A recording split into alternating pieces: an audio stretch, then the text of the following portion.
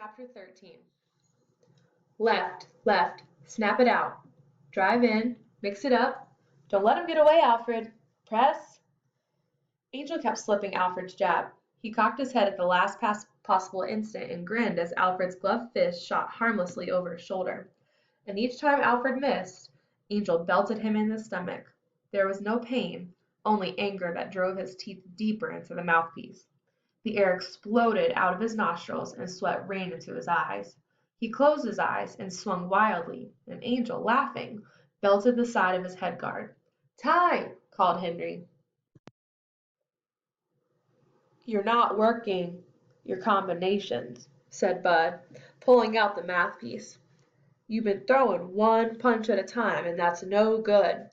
"But Time!" called Henry, and Bud shoved the mouthpiece back in. Jab, jab, hook. Jab, hook right. Jab, hook to the body. Cross to the chin, body, head, jab, jab, jab. August, gasping for breath, melted into summer. It was cooler in the park at dawn now, but it was hot in the gym. Always hot in the gym. The leather head guard squeezing his temples, the metal protective cup pinching his thighs. The 16-ounce sparring gloves felt like lead pillows. Angel slipped the jab and Denny slipped the jab, while Henry screamed and Bud yelled, and sometimes Donatelli watched and sometimes he didn't. When Alfred remembered his dreams the next morning, they were always the same. A fly was sitting on the tip of his nose, and every time he reached to brush it away, he saw he had no hands. 10 seconds left, called Henry. Angel's face, framed in the headguard, bobbed up, mocking him. Last chance for today, thought Alfred. Now. He snapped out a left jab straight at the moving head, just as he had for weeks. And Angel, as he had for weeks, cocked his head and let it shoot by, never bothering to watch Alfred's shuffling feet. Angel didn't see the right until it was almost too late. When he jerked his head away from the right, a left hook slammed into his face. Angel's head snapped backwards, his face twisted with surprise. His gloves automatically flew up to his face.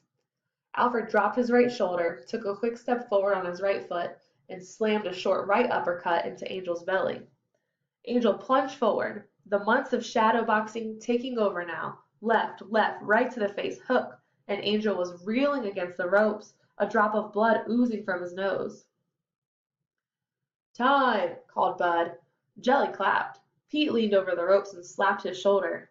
"You're thinking," said Donatelli. "Not bad." "Not bad," thought Alfred, spitting the mouthpiece into Henry's hand. "That's like a medal from anyone else." Jose began unlacing Angel's gloves. "Alfred really catch you one, eh?" "I do it so he feel good," said Angel. "Next time he feel so good he knock you out," said Jose, winking at Alfred. Angel began chattering in a machine gun Spanish. "You did real good," said Henry, unlacing Alfred's gloves. "That was the best hook you ever threw." "I'm not sure I know what I did right." "You've been taking a little step before you threw the hook, made you off balance. This time you pivoted, like this." Henry threw a slow hook and pivoted on his left leg, the crippled leg. "Yeah," said Alfred, practicing it.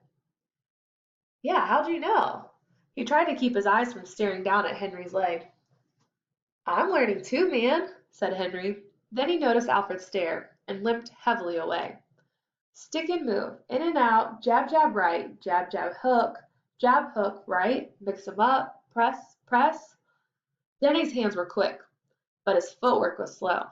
Stand and fight with him, he'll spin your head around. Stick and move, he doesn't have a chance. Sorry, Denny, thought Alfred. My head's not a punching bag for you. "Time!" called Bud. "You have nice moves, Alfred, very nice moves. Mr. Epstein!" Old Lou smiled. "I have to hear from the neighborhood how good you're getting, so I came up to see."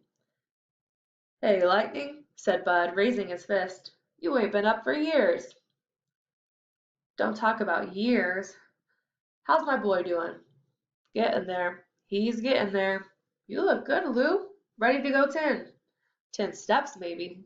"Sure." Bud clapped him on the shoulders. "Saw Kid Ryan last week. He was asking for you." A rematch I won't give him, even after 40 years. A tough one. Remember that night? When Alfred came out of the shower, Bud and Lou were throwing slow, creaky punches in the air and laughing. He was dressed and half out the door when Lou called, "Wait just a minute, Alfred."